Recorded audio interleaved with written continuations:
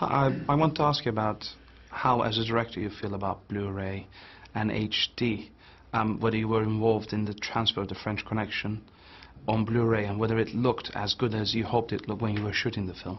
Better. I was involved with the transfer. It took me 2 months, frame by frame, to do the transfer. And the print, the Blu-ray print, is better than any print I've ever seen of the film. The process is exactly what a filmmaker would envision. I've seen Blu-ray prints of things like Lawrence of Arabia, which I remember seeing originally in theaters, which was a revelation. And on Blu-ray, all of that comes back and more. And the French Connection never looked as good in theaters because of the printing process. With Blu-ray, there's more information put into the disc, and it reads more. And so you're able to control also and correct where you had underexposures or overexposures. These are easily corrected in the digital process, and the detail is more alive than any print I've ever seen on film. It's more alive in Blu-ray. So I'm very much a supporter of Blu-ray. Excellent. I want to ask about your last film, Bug, which was excellent. It was an offbeat choice, which was almost as The Birthday Party, which you filmed in '67, '68. Mm-hmm. You seem to be fascinated by characters that are trapped by mental boundaries as well as physical. And when you're adapting plays, you're quite unintrusive. You let the material work for itself. How hard is it for you to choose something like that and to bring it to actual life from a sort of idea stage? Well, these things find me in a way. You know, I don't set out. I've made 2 or 3 plays on film. I don't set out to film a play. But The Birthday Party and Bug had a very deep effect on me when I saw them, and I thought they were cinematic. They're, of course, very difficult to get made, you know, because, first of all, they originate in another medium. And that medium is thought to be less cinematic than pure cinema, something like French Connection, for example. But I'm moved as deeply by those works as I am by anything else I've done. And I think Bug is a great piece of writing, as is Pinter's The Birthday Party. You know, Pinter's remained a friend of mine. He's probably the fellow who's influenced me more than anybody, the year I spent here in London working with him.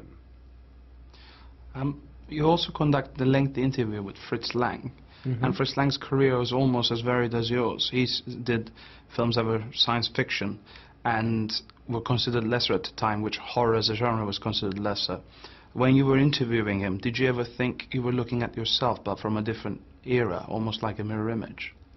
That's interesting. In a way, I did. But I found that his opinions of his own work differed from mine. He had no value for his earliest and most important works, Metropolis and M. He thought they were, he said, sophomoric was the phrase he used. And that's, I think, because those films got taken away from him by the producers or by the studios and re-edited. And now, as you may know, they found a lot of the cut footage from Metropolis. And a new, I think, Blu-ray is coming out of Metropolis.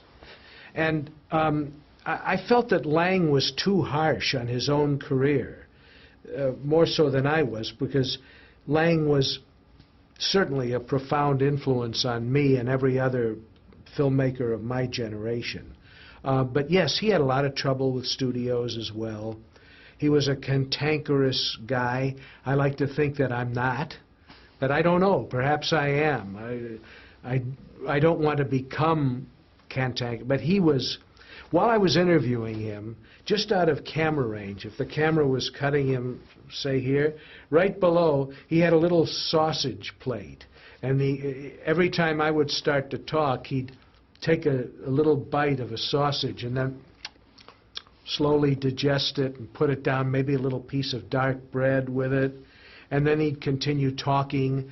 And every question I asked him, he'd say, no, that has nothing to do with anything. What are you saying? What are you talking about? You know, that was just his nature, to disagree.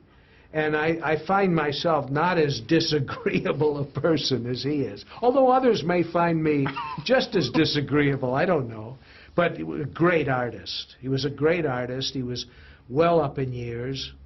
And I had heard that he was still alive, and I found out through the Directors Guild where he was living, and I called him out of the blue, and he said, yes, who are you?